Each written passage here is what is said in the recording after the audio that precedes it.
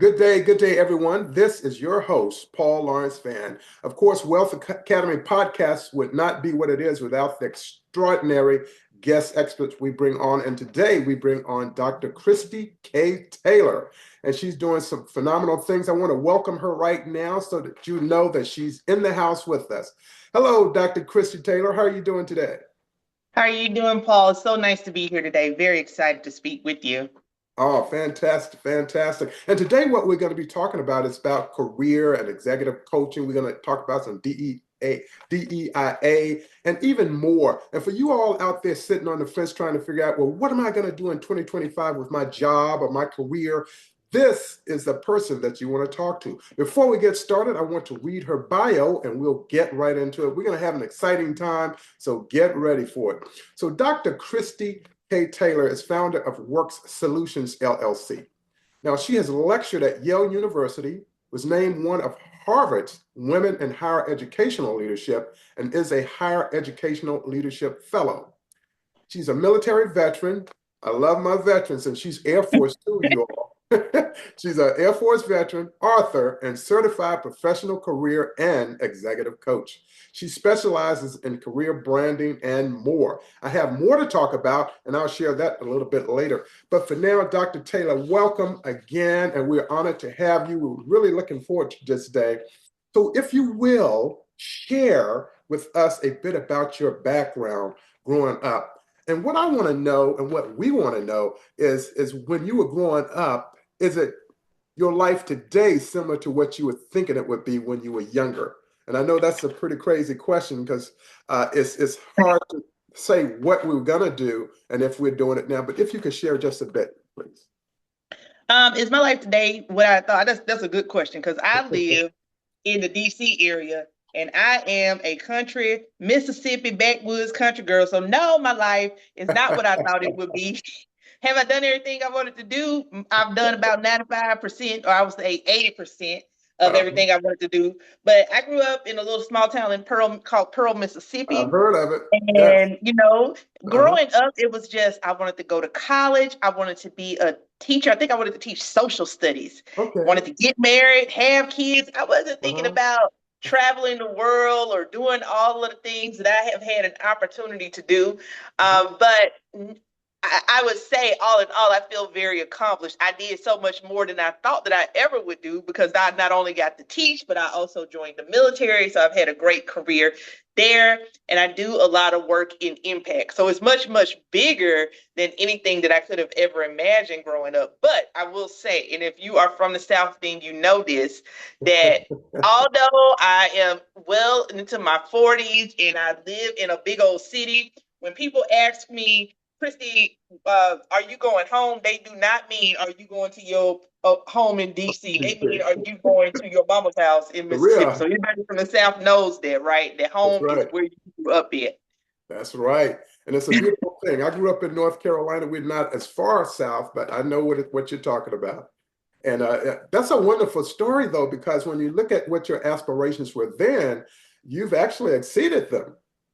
Yeah, Yes. you've exceeded them, which is what I want the listeners to take into account that even though we may have had dreams when we were young, we can still go even further than what we thought. Absolutely. I remember being, when I did join the Air Force, I was 18 and I Mhm. used to work. My first base was Wolford Hall Medical Center. And I always go back to Yeah. this memory of me going into the little library that we had. I worked in the hospital at the time. Uh-huh. Going into the little library, and I always just imagine myself, I'd be like, one day I just want to be. So the dreams got bigger, It right? is. But I thought that this was at that time, I thought that would be as big as they would get because I was like, oh, I want to be a professor and I want to be a captain in the military. And I thought that that was just such a big thing. It, And then it looking back, is. I'm like, okay, well, I did all of that too, right? Uh-huh. Right. It's about the aspiration. That is wonderful. That is wonderful. And I can see the vitality too. We need that more in the world for sure. Now, today you are CEO of Works Solutions LLC. You're a social impact, a career coach, an author, DEIA advocate, and executive coach. Also, get this, everyone, career and workplace resilience. She does. Yes. So, as a leader, how do you enhance organizations through your expertise and programs? So I think it really, for me, it really all starts with the foundation, which is the people, right? A Right. lot of times when I engage with individuals, and that is where my work started, working at the individual level. You notice that the spelling of my business name is Uh, WORXK, and yeah. people often get the name confused because they're like, Uh-huh. well, how do I pronounce that? Well, I like to say, if you know what the RX means, which if you are familiar with the Exactly. prescription symbol, I like to say that we are the prescription for workplace and career resiliency. So when we talk about how I work with leaders or engage, Uh-huh. I have my own framework that I'm actually going to be presenting on at American University that I researched and published Uh-huh. based on a cognitive therapeutic model.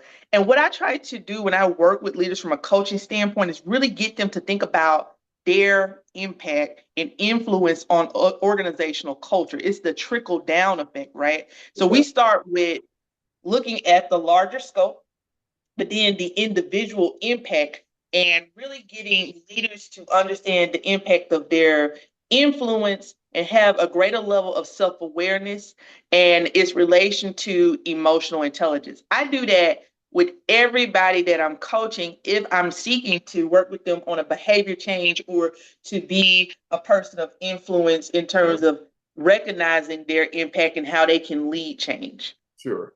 That is outstanding because we know it's needed. And when COVID, of course, happened, it meant Yes. a lot of things changed. So when you go in with your programs, they're going to be programs that are top of mind. They're not going to be the old programs, but they're going to be more modern, more up to date, more dynamic, more positive in making that change. So I think that's very important. Now, I mentioned earlier that you were a U.S. Air Force veteran. Now, that means that you are a leader. And leaders are most important, as we know today. Now, I'm proud of you as a veteran in the Air Force, just like I was in there. Now, you work out of a reserve unit. Talk to us just a little bit about what drives you in terms of still being connected with the Air Force. I know once we get in our blood, it's hard to get it out of us, but share just a little bit about how the Air Force has helped shape your perspective, not only as a leader, but also as an entrepreneur and a woman entrepreneur at that. I mentioned the other day on Facebook, I was giving some thought to what was my life's work, and I said that teaching, my military career, and my work through work solution, those are the things that are my life's work, right? Uh-huh. I went into the Air Force when I was 18, and really it was all I knew in terms of if you think about the college experience from the age of 18 to 24, that was all I knew. And at the time, Uh-huh. I did not realize the impact that it had on my life. Through the Air Yeah. Force, I was able to get my bachelor's. In fact, Uncle Sam paid for my entire degree, Isn't right? it I beautiful? literally, from my bachelor's degree through my doctorate degree, I left the Air Force with a master's degree, and then I still had an opportunity. I had my GI Bill, paid for my PhD, See? had money left over, and paid for a post master's degree. All of my education was paid for by the military. The leaders that I met in the military, people that I met 20 plus years ago, that were my mentors when I first stepped through the halls of Wilford Hall, Janice Ellison, all those people, some of the first African American people that I ever saw in positions of leadership. Exactly. Yeah. And I got out at 24 and I didn't realize it at the time, like, oh, like, I just want to get out and see the world or do things different. I was like that But too. when I hit my early 30s, I was like, I started, as I matured, I was just kind of like, the Air Force really shaped me in terms of the leadership because I had so many opportunities. People took me under their wing. They weren't asking me for anything. They genuinely wanted to pour into me. And Exactly. that I think that's so different from being out in the civilian world where people always are expecting something, right? And so Exactly. when you ask me what drives me, Uh-huh. everybody, you ask me about why would I be driving up to Pittsburgh, Pennsylvania, sometimes in the snow on the side of a mountain to get to Uh-huh. my unit. I love my team. It's a Yeah. genuine love for my team. Uh-huh. I love the Air Force, but I love Yeah. my team. I Hey. love the 32nd Area Port Squadron. So Uh-huh. what I take from the Air Force in terms of entrepreneurship and wanting to be an impact and to Uh-huh. support people is the genuineness. It's like I don't want anything from you except for you to be successful. My stake in the game with Uh-huh. you is the connection that I'm building and the investment in you. But just seeing you be successful, like so many sergeants and officers, people Uh-huh. who are poured into me, that genuineness of just seeing people be successful That's all I want. And that is how I approach coaching and running my business and providing opportunities for people as well. Yes, you're right on the button, because when you get to the Air Force, the first thing, and you talked about the fact that they took care of all of your academics, bachelor's, Yes. master's degree, doctorate degree, and having something left over. That's what people ask me. They said, "Well, what was it like when you first entered the Air Force?" I said, "They threw me right back in school."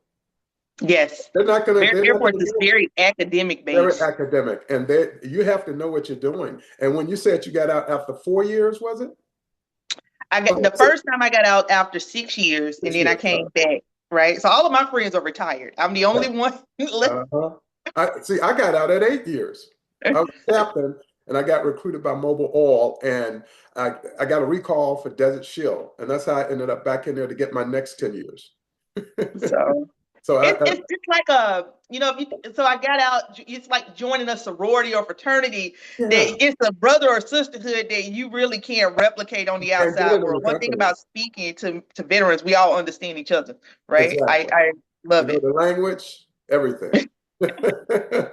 All right. Well, thank you for sharing that. And to me, that's one of the most important things that's a part of you. I know this because it's the same way with me. Yeah, absolutely. Yes. So now you decided, I'm going to write this book. And this book became an Amazon #1 bestseller. And the name of the book is Ace the Medical Interview and Prevent a Code Blue. Share a bit about your book and how it's making a difference in the lives of the readers and the communities.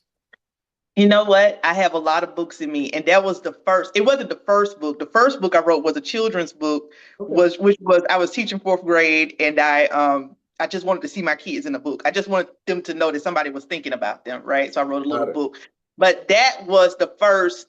That book, Ace the Medical Interview, was the first book that kind of took me mainstream Got it. because when I started out as a career coach in 2016, I was only helping healthcare professionals. And Gotcha. so a lot of my clients were just needed simplistic instructions and strategies on how to conduct themselves in an interview, what employers were looking for. That's And very it's important. almost again, I published that book in 2019. Uh-huh. That book still sells today. It still Yeah. sells, but I haven't updated, but it's the same concepts. Uh-huh. So you connected with your target market.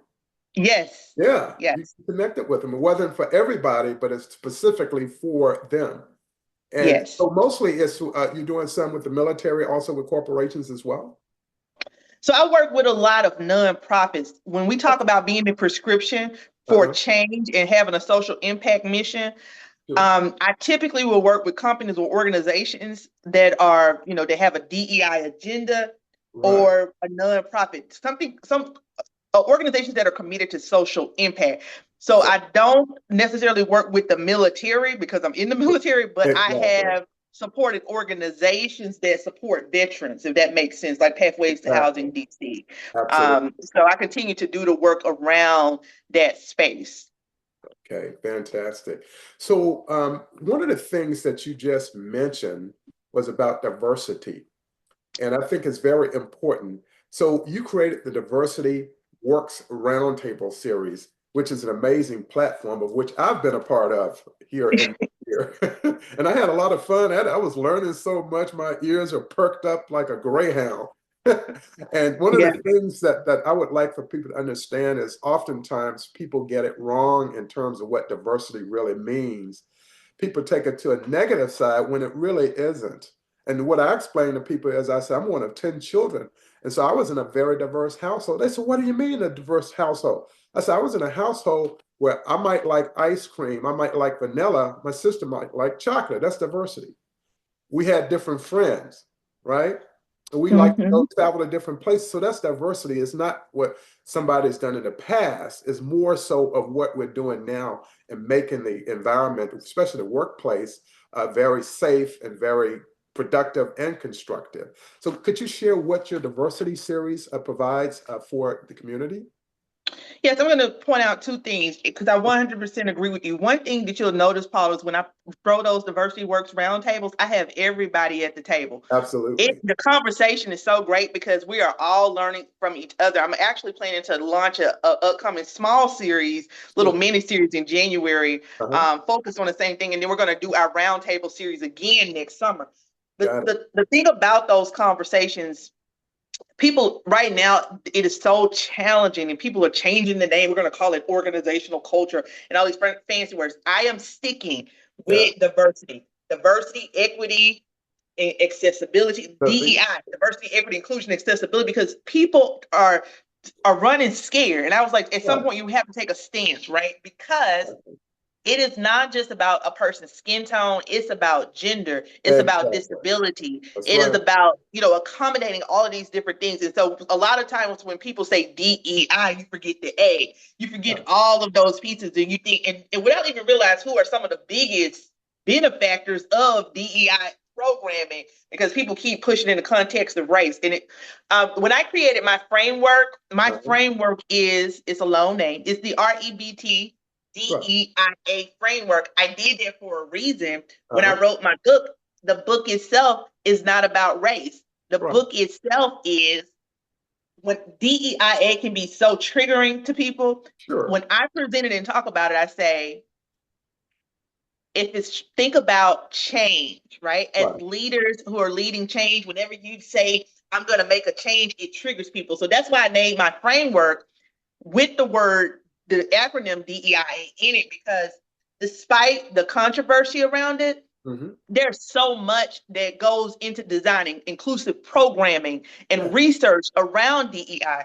So when I developed my framework, I took the cognitive model, which is rational behavioral therapy, and I combined it with DEIA because it takes the frameworks and principles of DEI and teaches leaders we're not necessarily focused on, you can use it to develop a DEIA program, right? Or lead it, but we're using the tenets of DEI to lead organizational change, because no matter what, as a leader, you have to recognize your level of influence and impact on an organization and deep dive. And you have to, what rational emotive therapy techniques focus on is identifying irrational beliefs, the same way that we would focus on identifying, that piece with DEA, that unconscious bias, right? Exactly. I am asking leaders to look at the unconscious bias in their organization that impedes their organizational culture, the gaps the things that within our culture that exist. And it's not necessarily always the context of race. It could be what are the myths and legends in your culture, your organizational culture.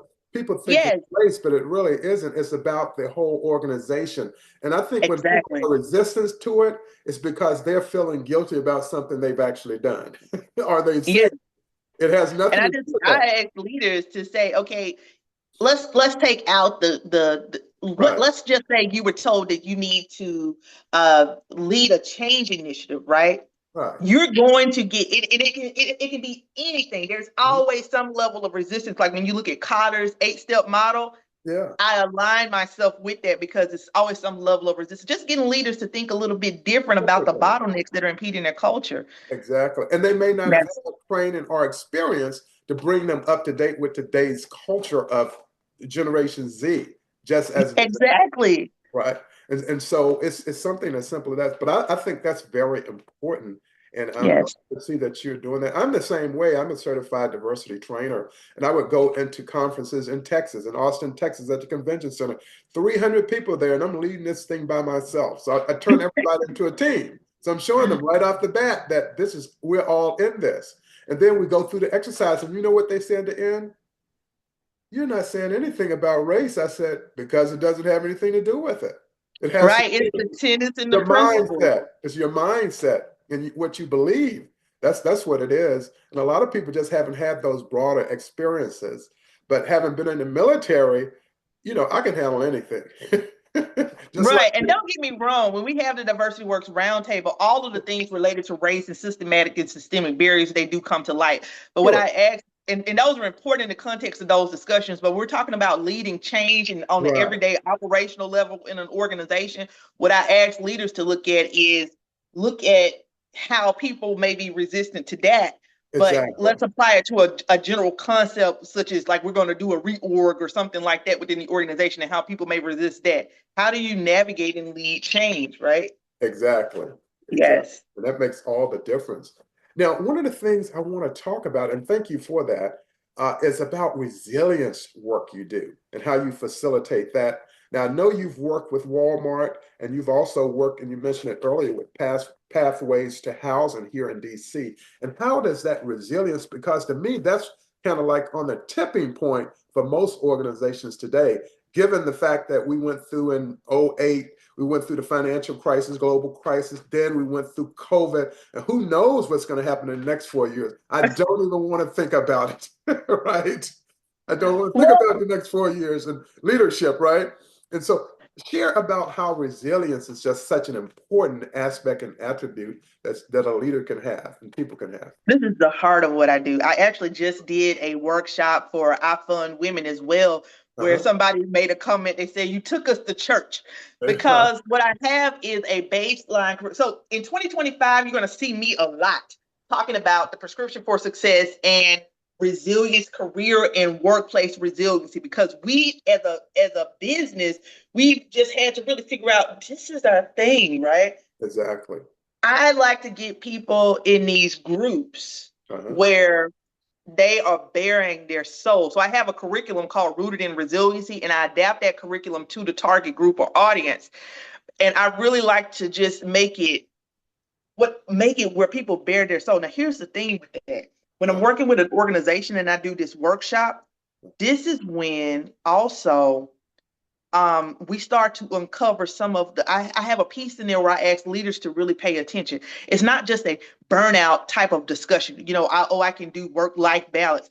It is again, we're using that framework, going back to what are the things within our organization that are burning people out? How am I as a leader, or how am I as an entrepreneur burning my team out? It is a lot of reflective work, because what I'm asking people to go beyond that surface of, we've been to these workshops, Paul, where Oh, yeah. we those resiliency workshops where it's like we're going to create a burnout plan, and then everybody is happy and high and motivated, and then they go home and still suffer from burnout. A lot of their work really comes from me working with healthcare providers, but Sure. like I do now, I make it broader. It is something that I'm passionate about, because sometimes we feel like we got to, as leaders, a leader working an 80-hour work week. That is insane. It is. Right? It happens, and sometimes it happens to us in the military when you get Oh, deployed, oh but yeah. it can be, but that's a different circumstance. But Exactly. from your day-to-day life to be high functioning, you have to take care of yourself. And then from a leadership perspective, you have to take care of your team.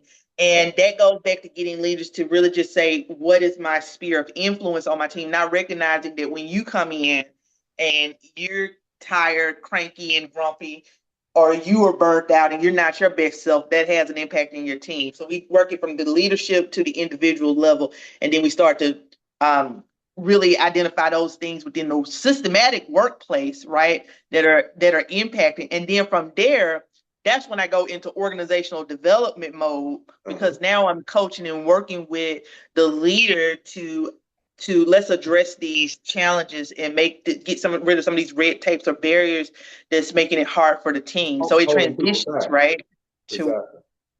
To get them to be more efficient, work together, right, team building, etc. Yeah, because a lot of times when people don't, if things remain the same, typically, even when things remain the same and there's no change, people are going to burn out. they do. You need change. You need some team building exercises. Get away from the brick and mortar building. Go to an off-site somewhere and just do the exercises and everything. Not physical exercise, but mental exercises as well. Right.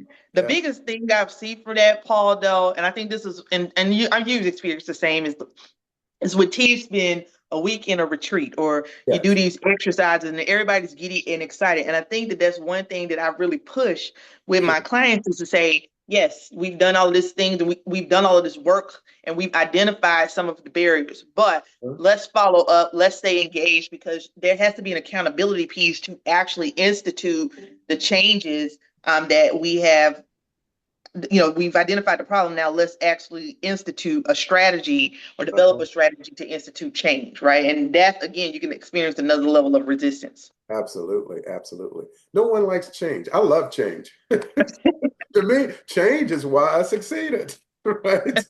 Like, I'm always changing. My mama was like, what are you doing now? Right. I'm always uh-huh, changing. But I uh, also like a sense of, and I think that, again, that's one of the reasons why I went back to the military. I also like a sense of routine and routine. stability Yes, too, you know. absolutely, absolutely. So I hope everyone is taking notes. These gold nuggets that Dr. Taylor is providing you at this time, and she can provide you with more because we're going to do this again for sure. So, Dr. Taylor, we've arrived at that point where I want to talk about what you have coming up in 2025. I'll be a part of it. I want other people to know about it. And of course, when I put the show notes out there, I'll definitely put the links for people to sign up, and it's free. Please share about your upcoming event on January the 1st. So on January 1st, we're going to have, first of all, I must say that this year we have probably worked with over 70 plus speakers who have come in, showed up for our events, and that Look Back and Way Ahead conference is an ode to those speakers. It is a way of honoring and looking back and reflecting and just showing appreciation to those speakers. And we're doing that by replaying some of our favorite events and Uh-huh. just highlighting people over the course of December. And then on January 1st, from 10 o'clock to 12 o'clock, Uh-huh. we are hosting a live event where we're just going to have our speakers come in. We have 12 speakers, including yourself, come Uh-huh. in and just reflect back on the experience of this year, your experience, and then tell us the road ahead. What are you planning for next year? And just get some positive vibes going into 2025. We have a lot of great, now from a work solution side, we're going to do this, but we also 2025 is the year of career and workplace resiliency. So everything that we have based it and modeled it around career and workplace resiliency. I'm actually dropping a book, planning a Okay. summit. That event will be paid, but then in May, we're going to continue with free things like our podcast, our mental health summit. We have a lot of just our Diversity Works roundtable. So we'll continue to work, just focusing on connecting people and helping them become really focused about their careers and life and become more resilient as individuals. Oh, fantastic, fantastic. I'm looking forward to it myself. And I know we're going to have a great time because you always put on just amazing events. And like you said, when you have 70 other speakers that are out there as well, willing to share what their experience is like and what they plan on for 2025, and it's just around the corner.